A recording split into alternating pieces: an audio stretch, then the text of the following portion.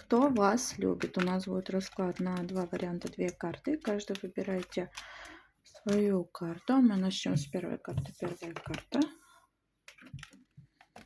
Вас любит ваша вторая половинка, тот человек, которому вы дороги, человек, который старается, либо это тот человек, который старается помочь вам решить все ваши какие-то проблемы, решить ваши трудности, хочет помочь вам в вашем продвижении. Этот человек искренне в вас заинтересован и видит с вами свое будущее. Второй вариант.